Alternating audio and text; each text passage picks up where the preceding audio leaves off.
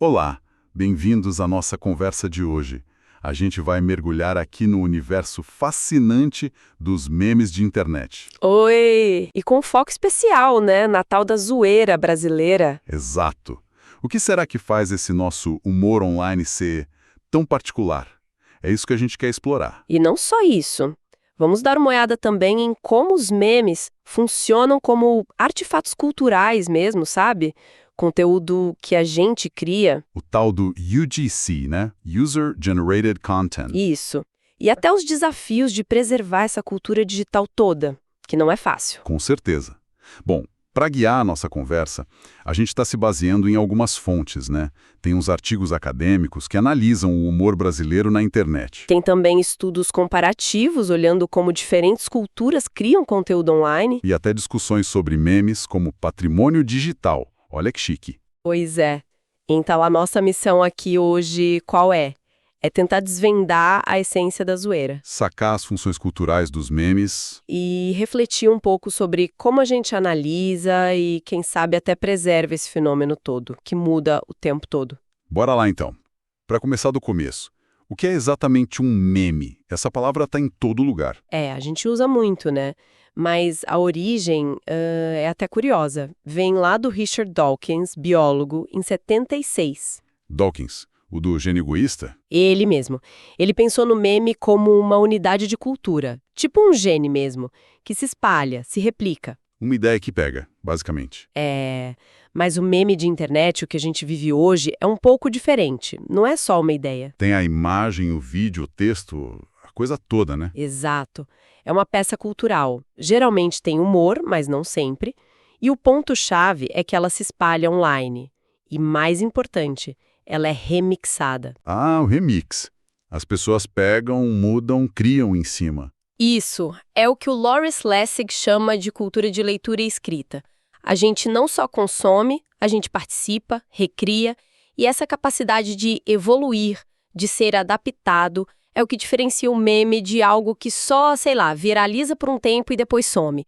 O pessoal do Know Your Meme bate muito nessa tecla. Entendi. E aí, nesse universo surge a nossa zoeira, que é um termo tão brasileiro. Parece que é mais do que só brincar, né? É fazer piada com o nosso jeitinho. De onde vem isso? Olha, as pesquisas mostram que tem raízes bem fundas na nossa cultura. Não nasceu ontem com a internet, não. Tipo o quê, por exemplo? Bom, tem conexões fortes com o carnaval, por exemplo. Aquela ideia de subverter a ordem, debochar da autoridade, sabe? Um riso que é meio ambivalente, mas que liberta. Da Mata, Bakhtin, vários pensadores analisaram isso. Faz todo sentido. O espírito carnavalesco invadindo a rede. Outra veia forte é a da sátira política. A gente tem uma tradição longa disso no Brasil. Charges, piadas visuais, desde o Império, passando pela ditadura militar. Era uma forma de criticar o poder, né? De expressar a opinião pública, ainda mais quando pouca gente lia. Verdade. A charge sempre foi muito forte aqui. E tem mais. O próprio humor já foi usado historicamente para tentar definir o que é ser brasileiro, sabe? Para lidar com as nossas contradições, os problemas sociais, desigualdade, violência, corrupção. O riso como uma válvula de escape, um jeito de aguentar o tranco. Interessante como tudo isso converge para a zoeira. E uma coisa que as fontes mencionam muito é a tal da ambivalência. Essa mistura de ironia, autocrítica, fazer piada com coisa muito séria. Exatamente. É uma marca registrada. Eu lembro bem daquele episódio da rapper Azealia Banks com os fãs brasileiros da CIA. Foi em 2017, né? Ela ficou pistola e soltou umas coisas bem pesadas. Pesadíssimas, chamou os brasileiros de aberrações do terceiro mundo, falou de internet na favela. Foi horrível, mas a reação da galera foi pura zoeira. Foi um case de estudo, praticamente. Total. Porque em vez de, sei lá, responder no mesmo nível, em inglês, o pessoal foi pro português, usando a própria ofensa como munição pra piada. Lembro de um que respondeu algo como: aqui nós tem internet até em presídio, amore. Genial. Fui tipo, você acha que ofende falando da nossa realidade precária? A gente mesmo já faz piada com isso. E pior, usaram a autoironia para desarmar completamente o ataque. Reconheceram o problema, mas inverteram o alvo da piada. E essa atitude, para quem é de fora, pode parecer muito estranha. Até meio agressiva, sabe? É quase um código interno nosso. É verdade. Teve um estudo bem interessante sobre gamers brasileiros, os tais UES. Quando jogadores estrangeiros criticavam eles, sei lá, pelo inglês ruim ou por não jogarem bem. O que eles faziam? Eles reagiam, incorporando o estereótipo. Agiam de forma exagerada, grotesca mesmo, usando aquela imagem negativa como ironia, como defesa, como subversão. Que demais. E daí que vem aquelas frases que viraram quase lemas, né? A zoeira não tem limites. Ou a versão em inglês, The zoeira never ends. Exato. É como se fosse um passe livre, uma autorização coletiva para fazer piada com absolutamente tudo. Tragédia, corrupção, crise. Vira tudo meio trivial, né? Ou então parte do pacote ser brasileiro. Rir é o que resta. É bem por aí. E essa atitude está espalhada em incontáveis memes. Teve um estudo bem legal que analisou um monte de memes de fontes diferentes. Google Notícias, páginas de Facebook tipo O Brasil que deu certo, O melhor do Brasil é o brasileiro. Aquelas páginas clássicas. Please come to Brazil. Essa também. Blogs como Não Salvo, A Negão e até o acervo do #Museu de Memes. Eles tentaram agrupar essa zoeira para entender melhor. E conseguiram organizar? Em que categorias? Sim, eles propuseram 3 categorias principais. A primeira foi sobre política. Ah, claro. Material não falta, né? Definitivamente. O foco era o humor sobre aqueles problemas que a gente meio que já espera, né? Corrupção, desigualdade, serviço público que não funciona, violência, aquelas coisas tipicamente brasileiras, entre muitas aspas. Lembro de um exemplo ótimo que eles citaram. Aquele do piso tátil para deficiente visual em Macapá. Era uma foto de uma calçada, Nossa, aquele foi demais. toda irregular, com degrau no meio do caminho, e a legenda: Governo de Macapá inaugura a primeira pista de parkour para deficientes visuais do Brasil. É rir para não chorar, né? A ironia com a falta de planejamento é gritante. Outro exemplo que ficou famoso foi o das mochilas de Jequié. Lembra? A prefeitura entregou umas mochilas escolares gigantescas para as crianças. Lembro. Pareciam uns casulos. Exato. Aí os memes exploraram o absurdo. Tinha a montagem das crianças como personagens de Mario Kart, com as mochilas tendo os karts. Outra mostrava elas formando uma muralha de escudos viking com as mochilas. É um jeito de escancarar a falta de noção, o desperdício. E tive também a reação aos escândalos políticos, tipo aquele do Temer com os áudios da JBS. Sim, a reação online foi muito característica da zoeira. O pessoal começou a tratar um possível impeachment como se fosse, sei lá, um feriado anual. Tipo, chegou aquela época do ano entre a Páscoa e o Natal que a gente tem o impeachment. Teve meme com cena de meninas malvadas sobre isso. Teve! E aquela metáfora do Brasil sendo o Titanic afundando. E o Twitter sendo o violinista que continua tocando enquanto tudo vai pro fundo. Essa imagem foi muito forte. Resumiu perfeitamente essa reação de rir do caos. Exatamente. Mas, no fim das contas, para que serve essa zoeira política toda? É só um jeito de desabafar? É mais complexo. A análise sugere que é uma mistura de coisas. Funciona como protesto, sim, mas também como construção de identidade, sabe? Rir da própria desgraça acaba sendo visto como uma característica nossa, do brasileiro. Entendi. Uma forma de pertencimento meio torta. É. E também serve como alívio para a tensão coletiva, uma forma de lidar com aquela sensação de impotência diante dos problemas.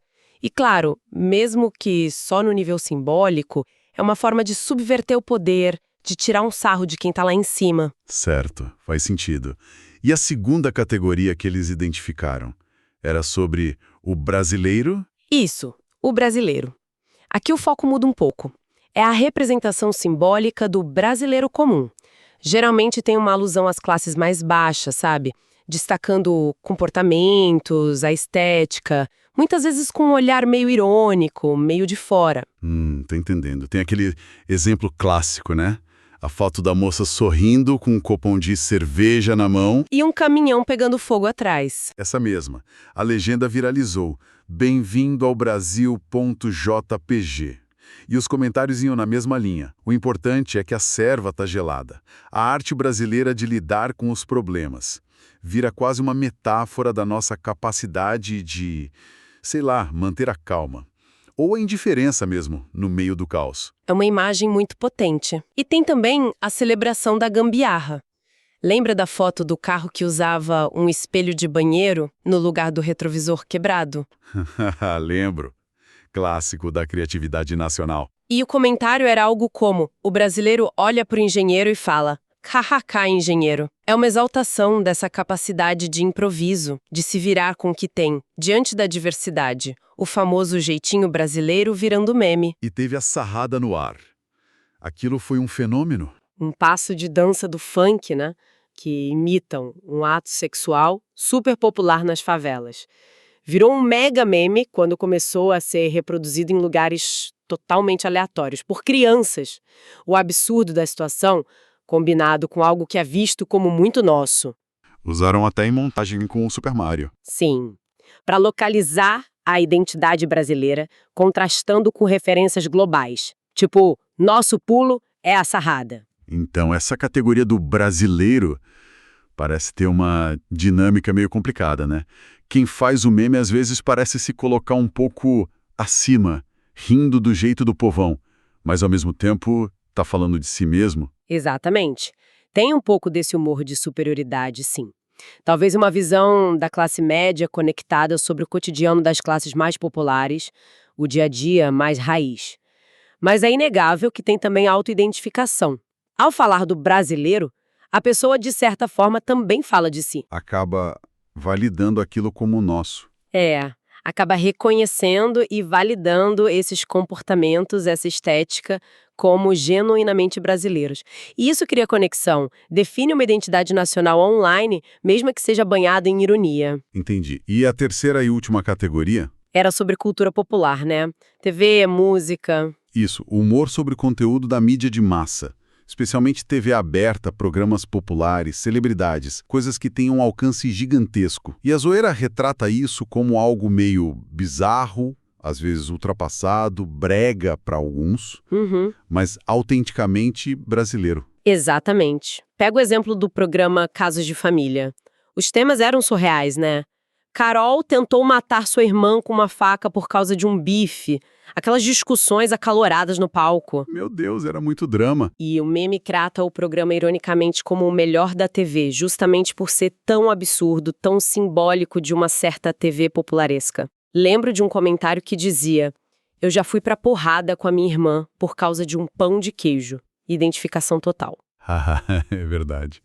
E a Gretchen? Ela é a personificação disso, talvez. A Gretchen é um case à parte. A rainha do bumbum que virou a rainha dos memes. Ela é celebrada e ridicularizada ao mesmo tempo numa intensidade impressionante. E o formato que pegou foram os de reaction GIFs, né?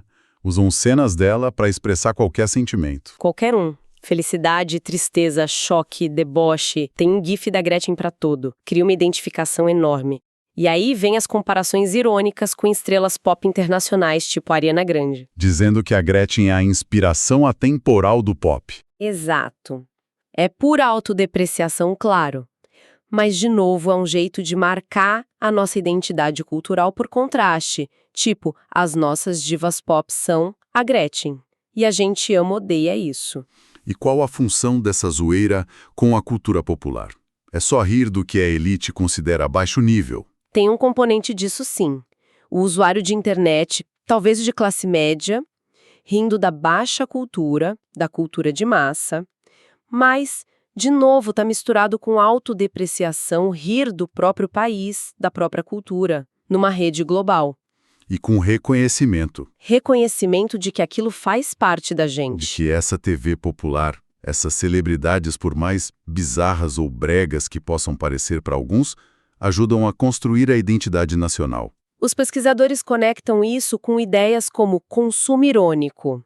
Tipo, assistir algo sabendo que é ruim, mas curtindo a ironia. Conectar emocionalmente com as falhas, com o exagero. A zoeira parece navegar entre essas duas coisas. E no processo, ajuda a definir o que é ser parte dessa comunidade online brasileira. Ok, entendi bem a complexidade da zoeira. É um fenômeno nosso, com raízes, com funções.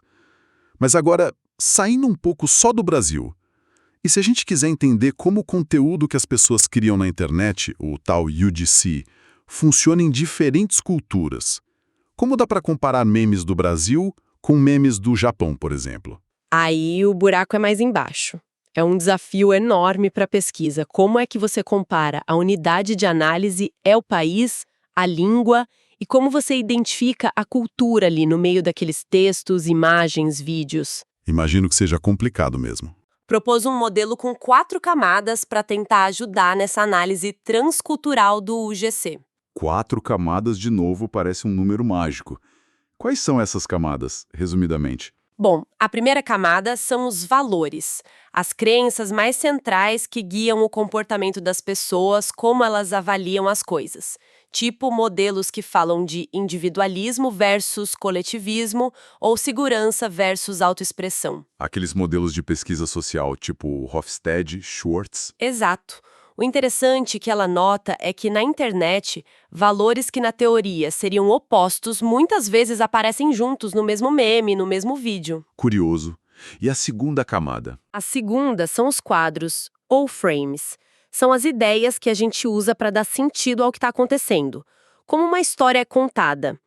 Ela é enquadrada como uma denúncia, uma celebração, uma crítica, qual o problema, quem é o culpado, qual a solução proposta. Entendi. A moldura da narrativa. E a terceira? A terceira são as emoções. Mas não só as emoções básicas, tipo alegria, tristeza, raiva. Mas também como as emoções mais complexas, como vergonha, orgulho, admiração, são construídas socialmente e expressadas. E isso varia muito de cultura para cultura. Com certeza. E a quarta e última camada? É a postura comunicativa. Ou seja, como a pessoa que cria o conteúdo se posiciona em relação ao que ela está dizendo, ao público e ao contexto. Ela está falando sério, está sendo irônica, debochada, para quem ela está se dirigindo, qual o tom, isso muda tudo.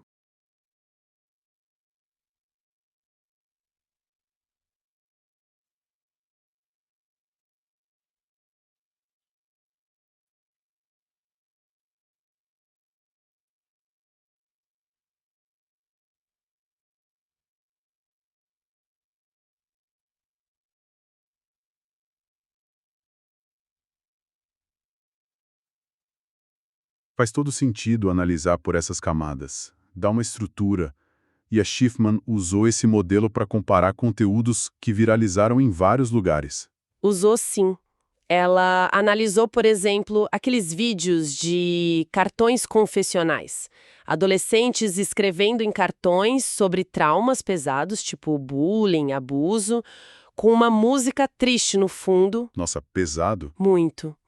E a análise mostrou emoções fortes ali, claro. Tristeza, raiva, um quadro de vítima fazendo uma acusação, uma postura bem séria, e valores de sobrevivência misturados com autoexpressão. E o que ela viu ao comparar entre culturas? Ela viu que esse formato, por ser tão direto e confessional, ou era copiado quase que exatamente em outras línguas, como o alemão ou espanhol, ou simplesmente não aparecia em culturas onde talvez a exposição pública de traumas seja menos comum, como no mundo árabe ou na China. Interessante. Sugere que as normas culturais locais filtram o que pega ou não. Exato. Já outro formato que ela analisou, o dos trailers reeditados. Ah, aqueles que mudam o gênero do filme. Tipo o Iluminado virando comédia romântica. Adoro esses. Esses mesmos. A análise mostrou que eles tinham um quadro mais de crítica à indústria, ao marketing. A emoção era mais de prazer, mas um prazer meio contido, porque expõe a artificialidade. A postura era super irônica, aberta a muitas leituras. E como esse formato viajou. Viajou muito bem e foi muito mais adaptado. As pessoas não só copiavam, elas misturavam com a cultura local. Tinha a versão egípcia misturando com o Poderoso Chefão, versão chinesa misturando com o filme indiano. O formato polissêmico e irônico permitia muito mais flexibilidade cultural. Que fascinante. Mostra como a cultura local realmente molda o uso que a gente faz até desses formatos globais de memes. Agora isso me leva a outra questão. Se os memes, como a zoeira, carregam tanto significado cultural, se o UGC é tipo o primeiro rascunho da história, como alguns dizem, A gente deveria tentar preservar isso formalmente? Ah, pergunta de $1 milhão. Tipo, um museu guarda quadros, esculturas. Deveria guardar memes também. Tratar como patrimônio cultural digital. A Unesco até tem uma carta sobre isso, né? Tem sim, de 2003. Mas na prática, é um problemão para museus, arquivos, bibliotecas. Eles já têm dificuldade com o digital em geral. Essa coisa que não dá para pegar na mão, sofre de uma certa negligência coletiva, como a própria Unesco aponta. Falta preparo. Falta preparo, faltam regras claras, falta precedente. As práticas de museologia foram todas pensadas para objetos físicos, né? Para coisa que você pode tocar, medir, guardar numa caixa com controle de temperatura. Não dá para botar um GIF numa caixa. Exato. Alguns até tentam usar termos como e-tangíveis para ver se ajuda a galera a aceitar que aquilo é real, mesmo sendo digital. Mas os desafios práticos são enormes. E quais são os maiores perrengues, assim, no dia a dia de um museu que tentasse fazer isso? Olha, um pesquisador chamado Ahan Hess analisou isso usando os padrões de gestão de acervo que os museus usam. E os problemas aparecem em cada etapa. Pensa na aquisição, por exemplo. Como um museu vira dono do meme? Exatamente. O museu precisa ter evidência escrita de titularidade indiscutível. Como você consegue isso para um meme que muitas vezes é anônimo, foi remixado por 1.000 pessoas, circula em plataformas como o Twitter com termos de uso super complexos que ninguém lê? Impossível. Praticamente. Não dá só para clicar com o botão direito e salvar como. Isso não te dá propriedade nenhuma. Talvez os museus tenham que repensar essa ideia de precisar ter a propriedade total, absoluta, como alguns autores sugerem. É um nó. E depois de adquirir, vem a catalogação, né? Como descrever um meme? Outro problemão. Como você preenche campos como dimensão ou material para um meme tipo Doge? As categorias dos museus não servem. E o significado muda tanto? Muda o tempo todo. Depende do contexto, de quem está vendo. As taxonomias fixas dos museus não dão conta. Talvez precisasse de uma catalogação mais polissêmica, que capture esses múltiplos significados. E aí a chave seriam os metadados, informação sobre a informação. Onde circulou, quando, quem usou, que outros memes estão relacionados. É um trabalho gigantesco e que exige ferramentas novas. Então, a conclusão é que não basta a boa vontade de querer preservar. Os museus precisam meio que se hackear, se reinventar para dar conta dessa cultura digital. Basicamente isso. O Hess conclui que os museus precisam adaptar ou remixar suas próprias diretrizes e práticas para conseguir incluir e preservar esses novos tipos de objetos culturais de forma ética e eficaz, e usar as dificuldades como aprendizado para melhorar os processos. Não é simples, mas é necessário se a gente quiser guardar essa parte da nossa história. Nossa, que viagem! A gente começou falando da zoeira, esse jeito tão brasileiro e ambivalente de usar o humor online. Vimos como ela tem raízes profundas na nossa história cultural. Depois entendemos que memes são muito mais que piadas, né? São artefatos culturais complexos que refletem identidade, política, cultura popular. Falamos sobre como analisar isso de forma mais ampla, comparando culturas diferentes com aquele modelo de camadas. E terminamos nesse desafio enorme que é preservar essa memória digital tão viva e, ao mesmo tempo, tão efêmera, tão difícil de capturar. Foi uma bela jornada mesmo. E, para fechar, sabe que, pensando em tudo isso, me ocorreu uma coisa. Uma provocação final, talvez. Manda. Adoro provocações. A gente viu em vários exemplos nos cartões confessionais que rejeitavam a vergonha, nos trailers reeditados que inibiam a emoção original, na própria zoeira, rindo do caos, um uso muito forte da ironia. Um certo distanciamento emocional, uma subversão constante da resposta que seria esperada. É verdade. A ironia parece ser a linguagem padrão da internet muitas vezes. Então, fica a pergunta no ar. O que será que essa onipresença da ironia, desse jogo com as emoções, dessa subversão constante nos memes, o que isso sugere sobre como a comunicação digital pode estar, talvez, moldando não só o jeito como a gente expressa o que sente no dia a dia, mas talvez até as formas como a gente faz crítica social hoje, como a gente lida com o mundo?